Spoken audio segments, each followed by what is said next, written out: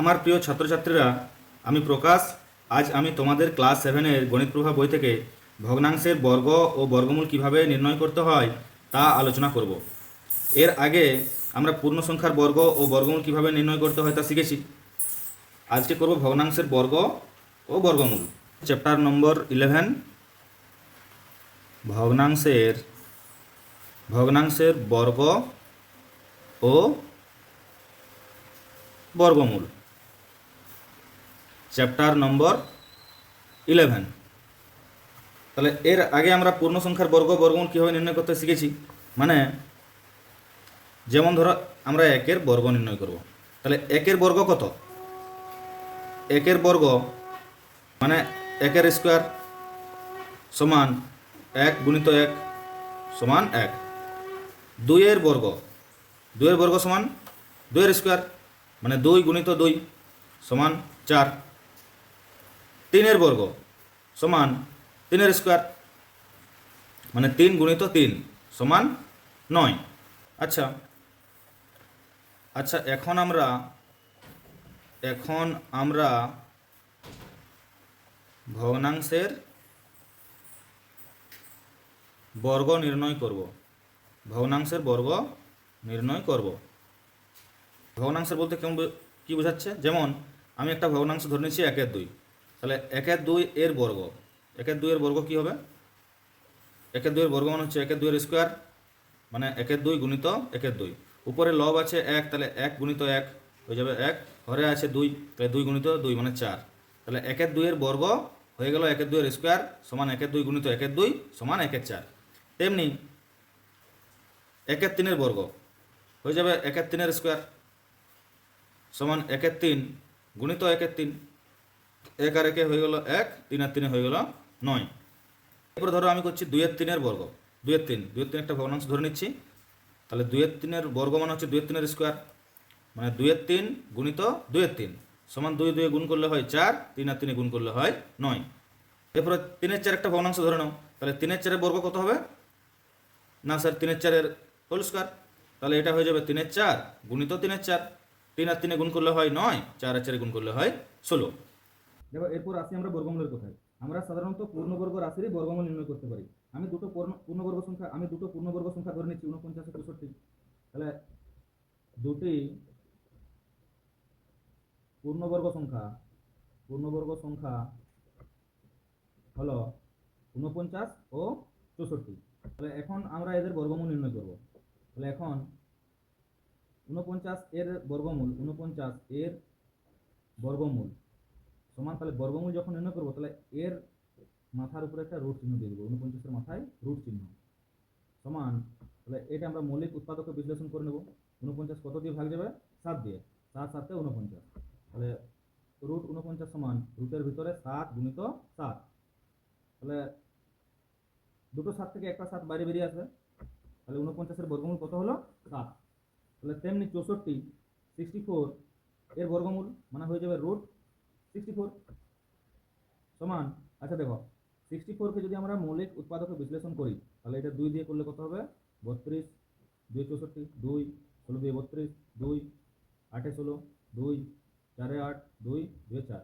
তাহলে 1 2 3 4 5 6, 6টা 2। তাহলে রুটের ভিতরে আমরা 6টা 2 লিখব। 1 2 3 4 5 6। তাহলে রুটের বাইরে এই দুটো জোড়ার থেকে একটা 2 বাইরে বেরিয়ে আসবে। এই দুটো জোড় থেকে আরেকটা 2 বাইরে বেরিয়ে আসবে। আর এই দুটো জোড় থেকে আরেকটা 2 বাইরে বেরিয়ে আসবে। তাহলে এটা কত হলো? 2 দুগুণে 4 দুগুণে 8। তাহলে 64 এর বর্গমূল কত হলো? 8। আচ্ছা, তাহলে বুঝতে পেরেছো পূর্ণ সংখ্যার বর্গমূল কিভাবে বের করতে হবে। এবার আমরা ভগ্নাংশের বর্গমূল নির্ণয় করব। যদি ভগ্নাংশটি 49/64 হয় তাহলে 49-এর বর্গমূল কি হবে? তাহলে আমি একটা ভগ্নাংশ ধরে নিচ্ছি। ধরি একটি ভগ্নাংশ সমান 49/64। আমরা এখন 49/64 এর বর্গমূল নির্ণয় করব। তাহলে অতএব 49/64 এর বর্গমূল সমান কি হবে? রুটের ভিতরে 49/64 সমান √49/√64 সমান আচ্ছা রুট 49 মানে হচ্ছে 7 ইন্টু 7 বাই, আচ্ছা রুট 64 এর মৌলিক উৎপাদক বিশ্লেষণ করি। 64 এর মৌলিক উৎপাদক 2, 32, 2, 16, 2, 8, 2, 4, 2, 2, 1, 2, 3, 4, 5, 6, ছটা 2, 2, 1, 2, 3, 4, 5, 6। তাহলে উপরে দুটো 7 থেকে একটা 7 চলে আসবে, আর ছটা 2 থেকে তিনটা 2 চলে আসবে, তিনটা 2 চলে আসবে। তাহলে এটা হয়ে গেল 7/2 দুগুণে 4 দুগুণে 8, এটা হয়ে গেল উত্তর। আচ্ছা দেখো, এতক্ষণ পর্যন্ত আমরা এই চ্যাপ্টারের থিওরি সম্পর্কে আলোচনা করলাম, কারণ কোনো চ্যাপ্টারে অঙ্ক করতে গেলে তার সম্বন্ধে একটা থিওরিটিক্যাল নলেজ থাকা দরকার। এখন আমরা শুরু করব নিজে করে 11.1। তো চলো শুরু করা যাক। নিজে করে 11.1 এর একের দাগের অঙ্কটা কী বলেছে, নিচের ভগ্নাংশগুলির বর্গ করি। তাহলে 4-এর 5-এর বর্গ, 4-এর 5-এর বর্গ মানে কি হয়ে যাবে, আমরা থিওরি যখন করি তখন অলরেডি কীভাবে বর্গ নির্ণয় করতে হয় জেনেছি। তাহলে 4-এর 5-এর বর্গ মানে হয়ে যাবে 4-এর 5-এর স্কোয়ার সমান 4/5 গুণিত 4/5।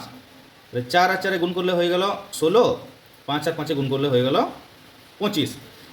আচ্ছা 2-এর দাগের অঙ্কটা কী বলছে, 6/7-এর বর্গ, 6/7-এর বর্গ মানে 6/7-এর স্কোয়ার সমান 6/7 ইন্টু 6/7 ইকুয়াল টু 6 6 হয়ে গেল 36 বাই 7 7 49। এরপর আছে 8-এর 10-এর বর্গ, 8-এর 10-এর বর্গ মানে 8/10-এর হোল স্কোয়ার সমান 8/10 গুণিত 8/10 সমান 8 8 64, 10 আর 10-এ গুণ করলে হয় 100। 11/12-এর বর্গ মানে 11/12 তার হোল স্কোয়ার সমান 11, আচ্ছা 11 গুণিত 11/12 গুণিত 12 সমান 11 11 গুণ করলে হয় 121 বাই 12 12 হয় 144। তাহলে 11 12 এর বর্গ হয়ে গেল 121/144। 2-এর দাগের অঙ্কগুলো কী বলেছে, নিচের ভগ্নাংশগুলির বর্গমূল নির্ণয় করি। তাহলে বর্গমূল কীভাবে নির্ণয় করব, 16/25-এর বর্গমূল হয়ে যাবে √16/25। তাহলে 16 মানে কত হবে, যদি আমি মৌলিক উৎপাদক বিশ্লেষণ করি তাহলে 2 গুণিত 2 গুণিত 2 গুণিত 2, তাহলে 2 দুগুণে 4 দুগুণে 8 দুগুণে 16 বাই 25-এর 5 গুণিত 5। তাহলে এটার থেকে 4টা 2 আছে, এই দুটো 2 থেকে একটা 2 বাইরে বেরোলো, এই দুটো 2 থেকে একটা 2 বাইরে বেরোলো, আর দুটো 5 থেকে একটা 5 বাইরে বেরোচ্ছে। তাহলে এটার অ্যান্সারটা কত হবে, 2 দুগুণে 4 আর নিচে 5। তাহলে 16/25-এর বর্গমূল 4/5, এটা হয়ে গেল অ্যান্সার। এরপর দেখো 9/64 এর বর্গমূল। তাহলে 9/64-এর বর্গমূল √9/64 মানে √9/√64। তাহলে √9 মানে √3 ইন্টু 3, 64 মানে 2 গুণিত 2 গুণিত 2 গুণিত 2 গুণিত 2, তাহলে 2 দুগুণে 4 দুগুণে 8 দুগুণে 16 দুগুণে 32 দুগুণে 64 সমান উপরে দুটা 3-এর থেকে একটা 3 বাইরে বেরোবে, আর এখানে এই দুটা 2-এর থেকে একটা 2 গুণিত এই দুটা 2-এর থেকে একটা 2 গুণিত এই দুটো 2-এর থেকে একটা 2। তাহলে এর অ্যান্সারটা কত হবে, 3/2 দুগুণে 4 দুগুণে 8, 3/8। তাহলে 9/64 এর বর্গমূল কত হলো, 3/8। দেখো 2-এর দাগের 3-এর অঙ্কটা কী বলছে, 36/121 এর বর্গমূল মানে √36/121। তাহলে এটা হচ্ছে √36/121। তাহলে 36টাকে যদি আমরা মৌলিক উৎপাদকের বিশ্লেষণ ভাঙি তাহলে 2 গুণিত 2 গুণিত 3 গুণিত 3 ডিভাইডেড বাই 121 তো 11 গুণিত 11, তাহলে সমান, তাহলে দেখো এই দুটো 2-এর থেকে আসছে আমাদের বাইরে একটা 2 বেরিয়ে যাচ্ছে, এই দুটো 3-এর থেকে একটা 3 বাইরে বেরিয়ে যাচ্ছে, আর দুটো 11 থেকে নিচে একটা 11 বেরোচ্ছে। তাহলে 3 দুগুণে 6 আর 11, তাহলে 36/121 এর বর্গমূল হলো 6/11। দেখো এরপরে আছে আমাদের 4-এর দাগের অঙ্কটা, 144/169 এর বর্গমূল কত। 144/169 এর বর্গমূল হয়ে যাবে √144/169। তাহলে 144-এর আমরা মৌলিক উৎপাদক বিশ্লেষণ করে নেব। 2 72 দুগুণে 140, 2 36 দুগুণে 72, 2 18 দুগুণে 36, 2 9 দুগুণে 18, 3 3 9। তাহলে এটা হয়ে যাবে √144 বাই √169 সমান, তাহলে 144-এরটা কত হচ্ছে 2 গুণিত 2 গুণিত 2 গুণিত 2 গুণিত 3 গুণিত 3 ডিভাইডেড বাই, আচ্ছা 169-এ যদি আমরা মৌলিক উৎপাদক বিশ্লেষণ করি তাহলে এটা হচ্ছে 13 আর 13 169, তাহলে এটা হয়ে যাবে 13 গুণিত 13। দেখো উপরে এই দুটা 2-এর থেকে একটা 2 বাইরে বেরিয়ে এলো, এই দুটো 2-এর থেকে আর একটা 2 বাইরে বেরিয়ে এলো, আর এই দুটো 3-এর থেকে একটা 3 বাইরে বেরিয়ে এলো, আর নিচে দুটো 13 থেকে একটা 13, তাহলে সমান কত হচ্ছে 3 দুগুণে 6 দুগুণে 12, 12 বাই 13। তাহলে 144 বাই 169-এর বর্গমূল কত হলো 12 বাই 13, এটা অ্যান্সার। দেখো 5 দাগের অঙ্কটা কি বলছে, 225 বাই 289 এর বর্গমূল।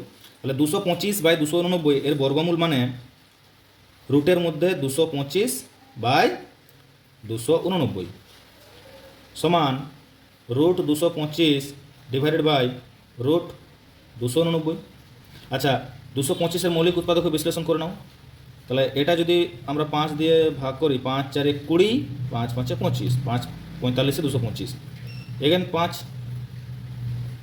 5 9 যা 45, 3 9 যা 3, তাহলে √225 মানে 5 × 5 × 3 × 3, √289 মানে 17 × 17 ইকুয়াল টু, তাহলে এই দুটো 5-এর থেকে একটা 5 বাইরে বেরোচ্ছে, এই দুটো 3 থেকে একটা 3 বাইরে বেরোচ্ছে, আর এই দুটো 17-এর থেকে একটা 17 বাইরে বেরোচ্ছে। তাহলে এটা 3 আর 5-এ গুণ করলে কত হয়, 3 5 15 আর 17। তাহলে অঙ্কটা আমাদের কী ছিল, 225 বাই 289 এর বর্গমূল কত 15 by 17। This is the answer. তাহলে আজ আমরা নিজে করে 11.1 এর অঙ্কগুলি সমাধান করলাম। এর পরের ক্লাসে আমরা নিজে করে 11.2 এর অঙ্কগুলো করব। যারা আমার চ্যানেলটিকে সাবস্ক্রাইব করেছো তাদেরকে অসংখ্য ধন্যবাদ, আর যারা এখনও সাবস্ক্রাইব করোনি তারা সাবস্ক্রাইব করে দিও। Thank you.